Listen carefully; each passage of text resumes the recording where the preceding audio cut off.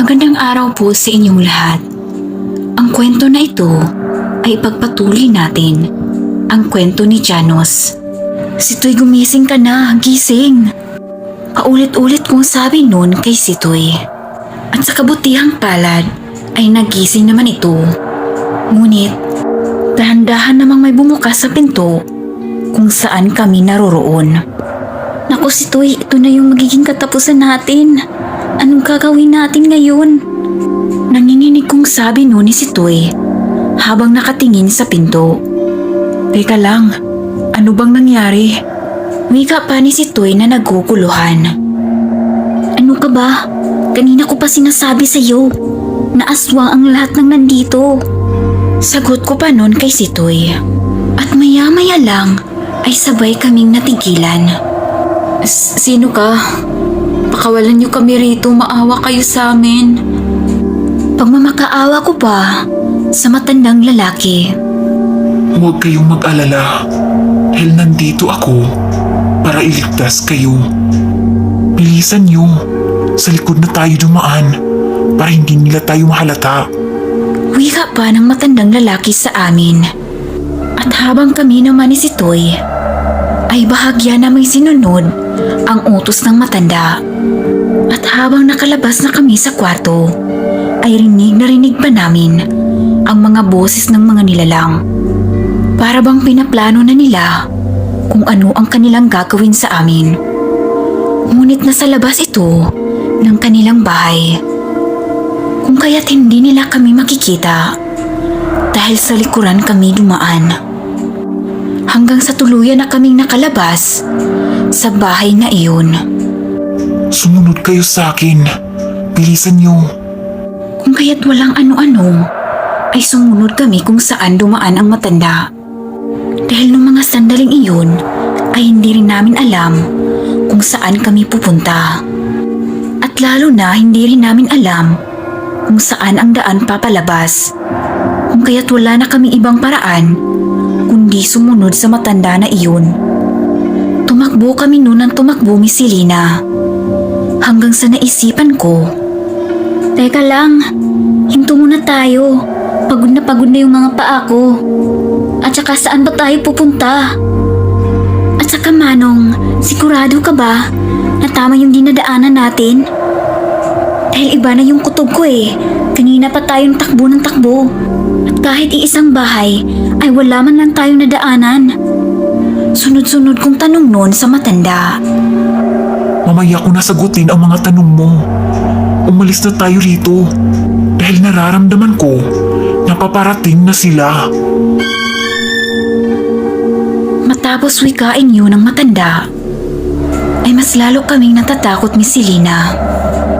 Kung kaya't nagpatuloy na kami sa aming pagtakbo hanggang makalipas ang ilang minuto, ay nakarating kami sa isang lumang bahay. Mga iho, nandito na tayo. Ligtas na kayo.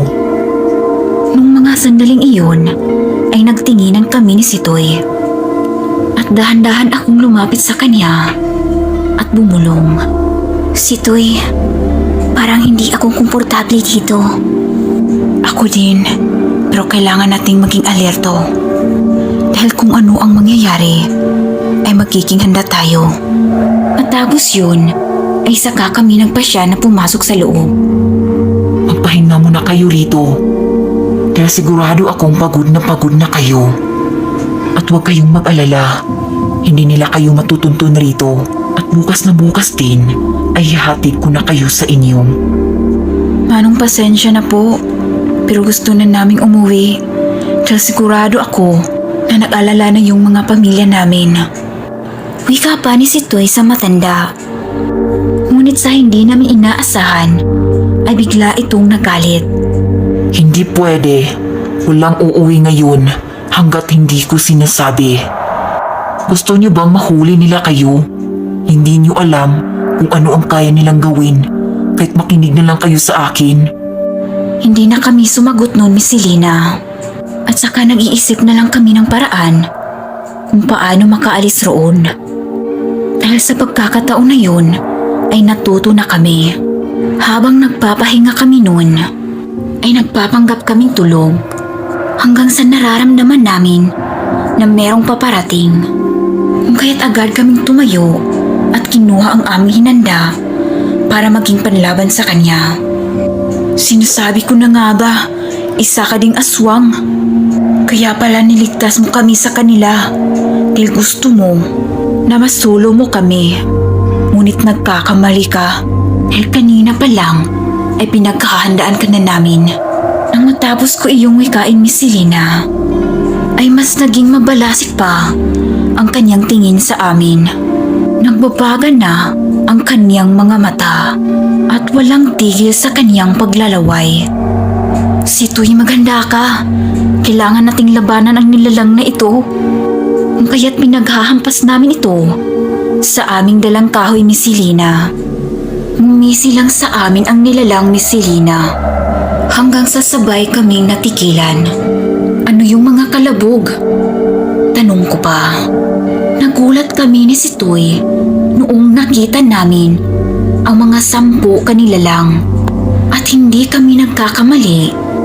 Sila yung mga taong nagpakain sa amin. Dahan-dahan silang nagpalit anyo, Miss Selena. Meron itong mga pangil at mahahabang kuko. Situy, anong gagawin natin? Nataranta akong sabi, Miss Selena. At hindi nagtagal ay bigla itong lumandag sa matanda. Pinagtulungan nila ito hanggang sa magsugat-sugat ang kanyang katawan.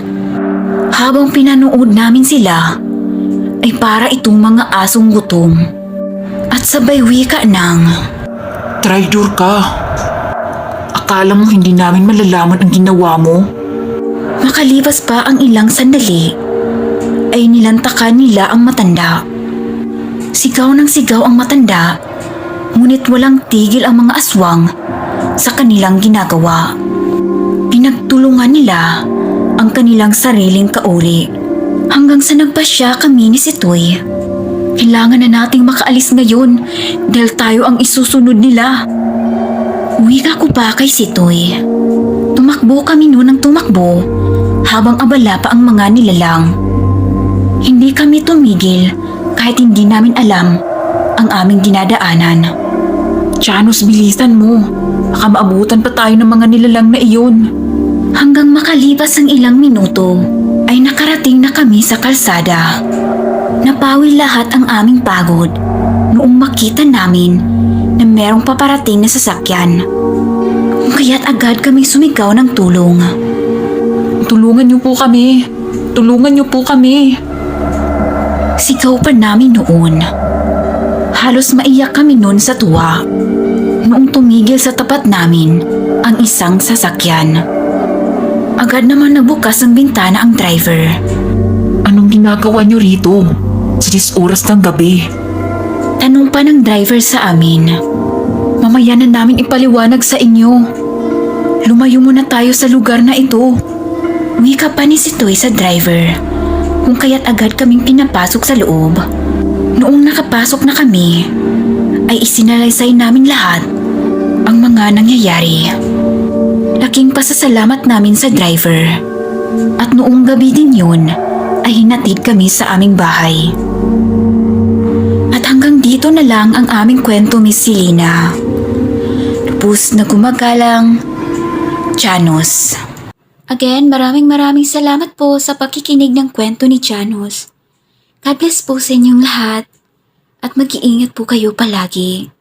Hanggang sa muli.